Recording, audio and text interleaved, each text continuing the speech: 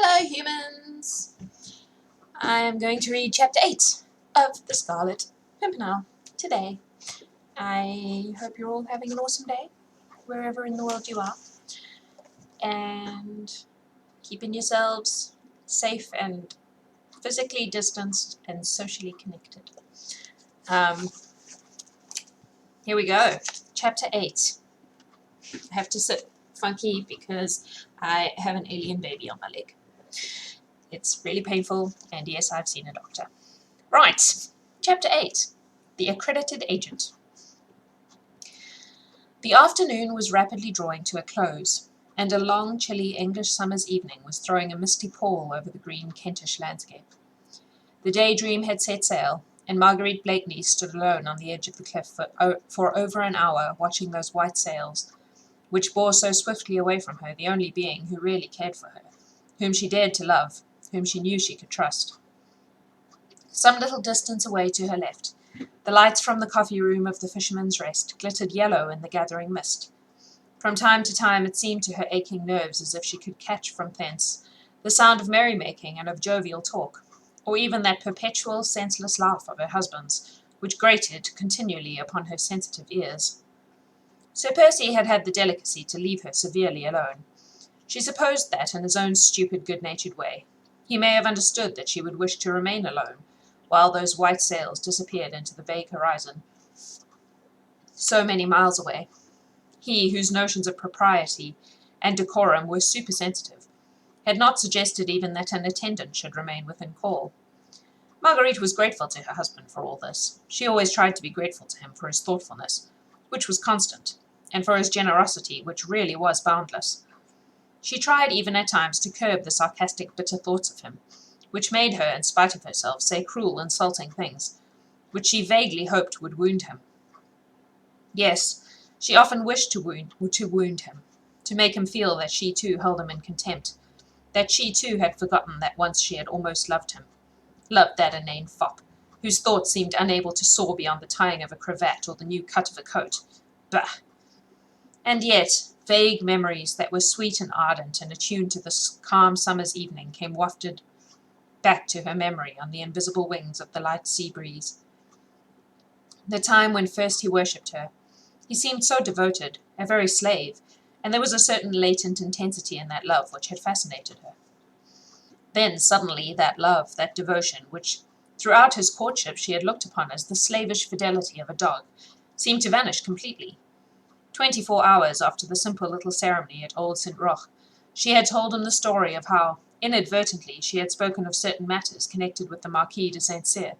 before some men, her friends, who had used this information against the unfortunate Marquis, and sent him and his family to the guillotine. She hated the Marquis. Years ago, Armand, her dear brother, had loved Angele de St. but St. was a plebeian, and the Marquis full of the pride and arrogant prejudices of his caste.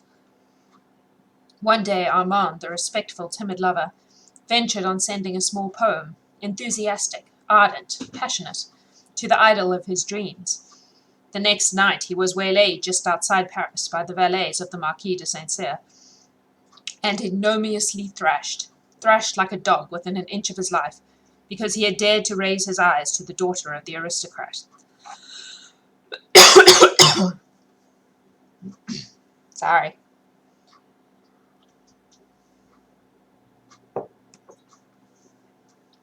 The incident was one which, in those days, some 2 years before the Great Revolution, was of almost daily occurrence in France. Incidents of that type, in fact, led to the bloody reprisals which a few years later sent most of those haughty heads to the guillotine. Marguerite remembered it all. What her brother must have suffered in his manhood and his pride must have been appalling. What she suffered through him and with him she never attempted even to analyze. Then the day of retribution came. St. and his kind had found their masters, in those same plebeians whom they had despised. Armand and Marguerite, both intellectual thinking beings, adopted with the enthusiasm of their years the utopian doctrines of the Revolution, while the Marquis de St. and his family fought inch by inch for the retention of those privileges, which had placed them socially above their fellow men. Marguerite, impulsive, thoughtless, not calculating the purport of her words, still smarting under the terrible insult her brother had suffered at the Marquis's hands, happened to hear amongst her own coterie that the Sincères were in treasonable correspondence with Austria, hoping to obtain the Emperor's support to quell the growing revolution in their own country. In those days, one denunciation was sufficient. Marguerite's few thoughtless words anent the Marquis de St bore fruit within 24 hours. He was arrested, his papers were searched. Letters from the Austrian Emperor, promising to send troops against the Paris populace, were found in his desk. He was arraigned for treason against the nation and sent to the guillotine, whilst his family, his wife, and his sons shared this awful fate. Marguerite, horrified at the terrible consequences of her own thoughtlessness, was powerless to save the Marquis. Her own coterie, the leaders of the revolutionary movement, all proclaimed her as a heroine, and when she married Sir Percy Blakeney, she did not perhaps altogether realize how severely he would look upon the sin which she had so inadvertently committed, and which still lay heavily upon her soul. She made full confession of it to her husband, trusting to his blind love for her, her boundless power over him, to soon make him forget what might have sounded unpleasant to an English ear. Certainly at the moment he seemed to take it very quietly. Hardly, in fact, did he appear to understand the meaning of all she said. But what was more certain still was that never after that could she detect the slightest sign of that love which she once believed had been wholly hers. Now they had drifted quite apart, and Sir Percy seemed to have laid aside his love for her, as he would an ill-fitting glove. She tried to rouse him by sharpening her ready wit against his dull intellect, endeavoured to excite his jealousy if she could not rouse his love, tried to goad him to self-assertion, but all in vain. He remained the same, always passive, drawling, sleepy, always courteous, invariably a gentleman. She had all that the world and a wealthy husband can give to a pretty woman. Yet on this beautiful summer's evening, with the white sails of the Daydream finally hidden by the evening shadows, she felt more lonely than that poor tramp who plodded his way wearily along the rugged cliffs. With another heavy sigh, Marguerite Blakeney turned her back upon the sea and cliffs and walked slowly back towards the Fisherman's Rest. As she drew near, the sound of revelry, of gay, jovial laughter, grew louder and more distinct. She could distinguish Sir Andrew Fawkes' pleasant voice, Lord Tony's boisterous guffaws, her husband's occasional, drawly, sleepy comments. Then, realizing the loneliness of the road and the fast-gathering gloom around her, she quickened her steps. The next moment she perceived a stranger coming rapidly towards her. Marguerite did not look up. She was not the least nervous, and the Fisherman's Rest was now well within call. The stranger paused when he saw Marguerite coming quickly towards him, and just as she was about to slip past him, he said very quietly, "Citoyen St. Marguerite uttered a little cry of astonishment at thus hearing her own familiar maiden name uttered so close to her. She looked up at the stranger, and this time, with a cry of unfeigned pleasure, she put out both her hands effusively towards him. "Chauvelin!" she exclaimed. "Himself, citoyen, at your service," said the stranger, gallantly kissing the tips of her fingers. Marguerite said nothing for a moment or two, as she surveyed with obvious delight the not very prepossessing little figure before her. Chauvelin was then nearer 40 than 30, a clever, shrewd-looking personality with a curious fox-like expression in the deep, sunken eyes. He was the same stranger who an hour or two previously had joined Mr. Jellyband in a friendly glass of wine.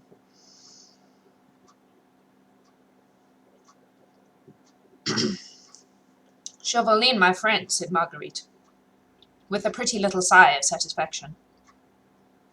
"I am mightily pleased to see you." No doubt poor Marguerite St. lonely in the midst of her grandeur and of her starchy friends, was happy to see a face that brought back memories of that happy time in Paris, when she reigned a queen over the intellectual coterie of the Rue de Richelieu. She did not notice the sarcastic little smile, however, that hovered around the thin lips of Chauvelin. "But tell me," she added merrily, "what in the world, or whom in the world, are you doing here in England?" She had resumed her walk towards the inn, and Chauvelin turned and walked beside her. "I might return the subtle compliment, fair lady," he said. "What of yourself?" "Oh, I," she said, with a shrug of the shoulders. "Je m'ennuie, mon ami, that is all." They had reached the porch of the Fisherman's Rest, but Marguerite seemed loth to go within. The evening air was lovely after the storm, and she had found a friend who exhaled the breath of Paris, who knew Armand well, who could talk of all the merry, brilliant friends whom she had left behind. So she lingered on under the pretty porch, while through the gaily lighted dormer window of the coffee-room, Sounds of laughter, of calls for Sally and for beer, of tapping of mugs and clinking of dice, mingled with Sir Percy Blakeney's inane and mirthless laugh. Chauvelin stood beside her, his shrewd, pale yellow eyes fixed on the pretty face, which looked so sweet and childlike in the soft English summer twilight. "You surprise me, citoyen," he said quietly, as he took a pinch of snuff. "Do I now?" she retorted gaily.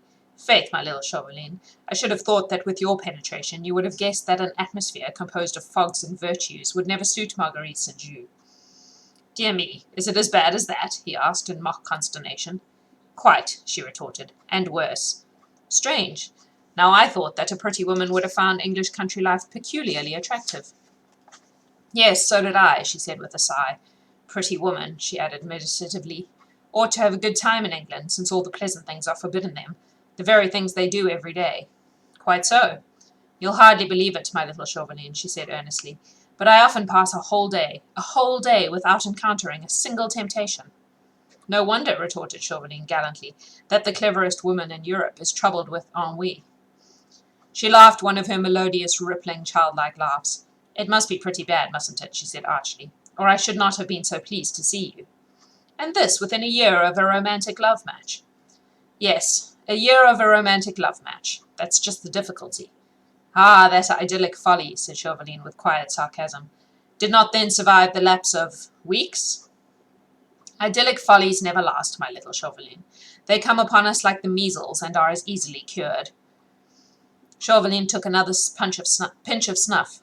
He seemed very much addicted to that pernicious habit, so prevalent in those days. Perhaps, too, he found the taking of snuff a convenient veil for disguising the quick, shrewd glances, with which he strove to read the very souls of those with whom he came in contact. "No wonder," he repeated with the same gallantry, "that the most active brain in Europe is troubled with ennui." "I was in hopes that you had a prescription against the malady, my little Chauvelin." "How can I hope to succeed in that which Sir Percy Blakeney has failed to accomplish?" "Shall we leave Sir Percy out of the question for the present, my dear friend?" she said dryly. "Ha, my dear lady, pardon me, but that is just what we cannot very well do," said Chauvelin, whilst once again his eyes, keen as those of a fox on the alert, darted a quick glance at Marguerite.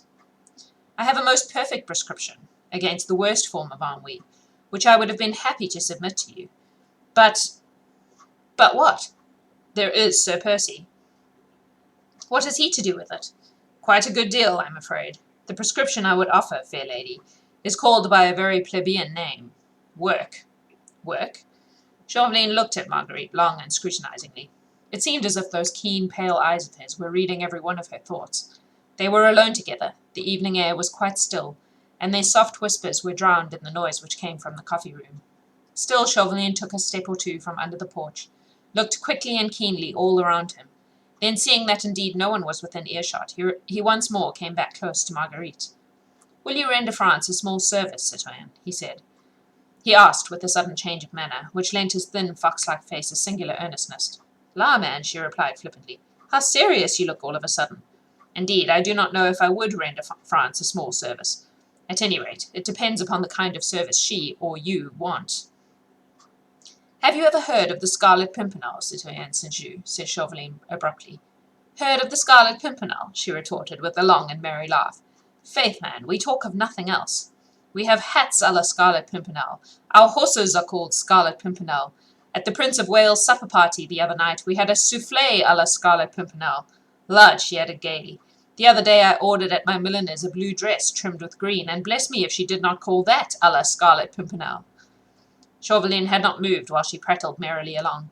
He did not even attempt to stop her when her musical voice and her childlike laugh went echoing through the still evening air.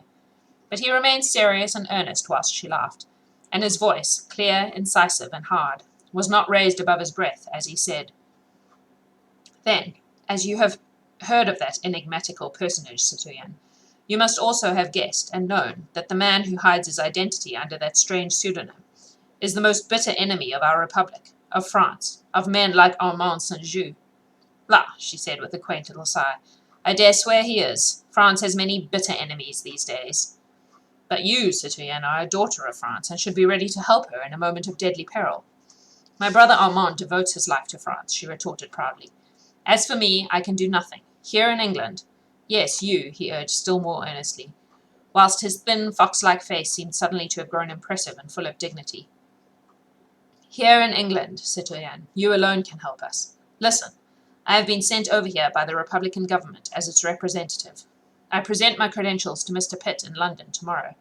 One of my duties here is to find out all about this League of the Scarlet Pimpernel, which has become a standing menace to France since it is pledged to help our cursed aristocrats, traitors to their country and enemies of the people, to escape from the just punishment which they deserve. You know as well as I do, citoyen, that once they are over here, those French emigres try to rouse public feeling against the Republic. They are ready to join issue with any enemy bold enough to attack France. Now, within the last month, scores of these emigres, some only suspected of treason, others actually condemned by the Tribunal of Public Safety, have succeeded in crossing the Channel. Their escape in each instance was planned, organized, and effected by the Society of Young English Jackanapes, headed by a man whose brain seems as resourceful as his identity is mysterious. All the most strenuous efforts on the part of my spies have failed to discover who he is, whilst the others are the hands, he is the head, who beneath this strange anonymity calmly works at the destruction of France. I mean to strike at that head, and for this I want your help. Through him afterwards I can reach the rest of the gang. He is a young buck in English society, of that I feel sure. Find that man for me, citoyen, he urged. Find him, for France. Marguerite had listened to Chauvelin's impassioned speech without uttering a word, scarce making a movement, hardly daring to breathe. She had told him before that this mysterious hero of romance was the talk of the smart set to which she belonged. Already, before this, her heart and her imagination had been stirred by the thought of the brave man, who, unknown to fame, had rescued hundreds of lives from a terrible, often an unmerciful fate. She had but little real sympathy with those haughty French aristocrats, insolent in their pride of caste, of whom the Comtesse de Tournay de Basseriff was so typical an example. But republican and liberal-minded though she was from principle, she hated and loathed the methods which the young republic had chosen for establishing itself. She had not been in Paris for some months. The horrors and bloodshed of the Reign of Terror, culminating in the September massacres, had only come across the Channel to her as a faint echo. Robespierre, Danton, Marat, she had not known in their new guise of bloody justiciaries, merciless wielders of the guillotine. Her very soul recoiled in horror from these excesses, to which she feared her brother Armand, moderate republican as he was, might become one day the Holocaust. Then, when first she heard of this band of young English enthusiasts, who, for sheer love of their fellow men, dragged women and children, old and young men, from a horrible death, her heart had glowed with pride for them. And now, as Chauvelin spoke, her very soul went out to the gallant and mysterious leader of the reckless little band, who risked his life daily, who gave it freely and without ostentation, for the sake of humanity. Her eyes were moist when Chauvelin had finished speaking. The lace at her bosom rose and fell with her quick, excited breathing. She no longer heard the noise of drinking from the inn. She did not heed her husband's voice or his inane laugh. Her thoughts had gone wandering in search of the mysterious hero. Ah, there was a man she might have loved, had he come her way. Everything in him appealed to her romantic imagination. His personality, his strength, his bravery, the loyalty of those who served under him in the same noble cause, and above all, that anonymity which crowned him, as if with a halo of romantic glory. Find him for France, citoyen. Chauvelin's voice close to her ear roused her from her dreams.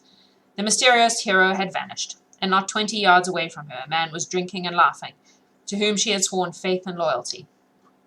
"Ah, man," she said, with a return of her assumed flippancy, "you are astonishing. Where in the world am I to look for him?" "You go everywhere, citoyen," whispered Chauvelin, insinuatingly. "Lady Blakeney is the pivot of social London, so I am told. You see everything. You hear everything." "Easy, my friend," retorted Marguerite, drawing herself up to her full height, and looking down with a slight thought of contempt on the small, thin figure before her. "Easy. You seem to forget that there are 6 feet of Sir Percy Blakeney, and a long line of ancestors to stand between Lady Blakeney and such a thing as you propose." "For the sake of France, citoyen," reiterated Chauvelin earnestly. "Tush, man. You talk nonsense anyway, for even if you did know who the Scarlet Pimpernel is, you could do nothing to him, an Englishman." "I'd take my chance of that," said Chauvelin, with a dry, rasping little laugh. "At any rate, we could send him to the guillotine first to cool his ardour. Then, when there is a diplomatic fuss about it, we can apologise humbly to the British government, and if necessary pay compensation to the bereaved family." What you propose is horrible, Chauvelin, she said, drawing away from him, as from some noisome insect. Whoever the man may be, he is brave and noble, and never, do you hear me, never would I lend a hand to such villainy. You prefer to be insulted by every French aristocrat who comes to this country? Chauvelin had taken sure aim when he shot this tiny shaft. Marguerite's fresh young cheeks became a thought more pale, and she bit her under lip, for she would not let him see that the shaft had struck home.